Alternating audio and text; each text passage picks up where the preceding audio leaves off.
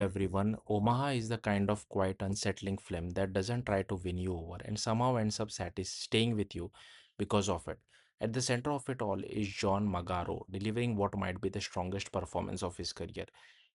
He plays a character simply known as Dad, a man who's almost always on screen, often tense, withdrawn, or visibly struggling, yet rarely explains himself. And that's exactly what makes the performance so compelling. The story begins with a decision that immediately feels wrong. Dad suddenly packs his two young children and their dog into a worn out car and leaves their home behind without explanation. No clear plan, no emotional conversation, just action. It's the kind of choice that creates instant discomfort because the film doesn't tell you why. Instead, it lets your mind feel in the worst possibilities, and that's uncertainty becomes the film's driving force.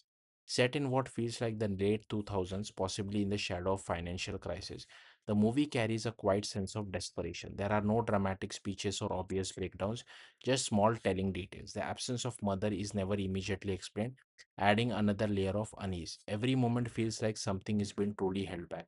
But what truly elevates the film is its performance. The two child actors, Wat Solis and Molly Bellwright, brings a natural, unforced presence that grounds the story. As Charlie and Ella, they react to their father's unpredictable behavior in ways that feel real, confusion, fear, but also trust. Ella steps in especially steps in into a protective role, almost becoming a second parent to her younger brother. And there are smaller performances like Talia Balsam, who appears briefly but leaves a lasting impression. Her character doesn't judge dad outright, instead, she observes him with a kind of a quiet understanding, which adds depth to the film's moral ambiguity. Because that's really what Omaha is about. It's not trying to tell you whether this man is good or bad, it's asking you to sit with uncertainty. There's a powerful scene in a grocery store that captures this perfectly. Drat, trying to pay with limited money and food stamps, realizes he can't afford everything. Instead of taking items away from his kid, he removes things meant for himself. It's a small act, but it speaks volumes, showing that beneath his questionable decision, they still care. But the film never lets him off the hook.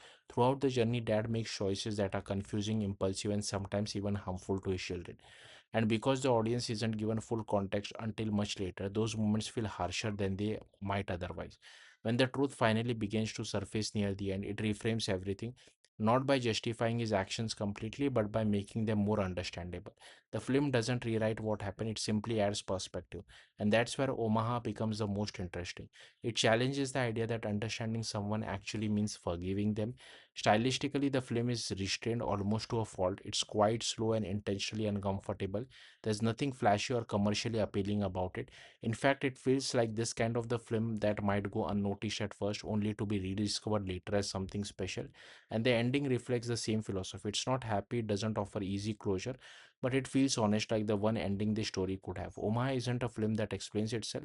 It's a film that trusts you to sit with what it gives you and decides for yourself what it all means. Thank you for watching. Bye.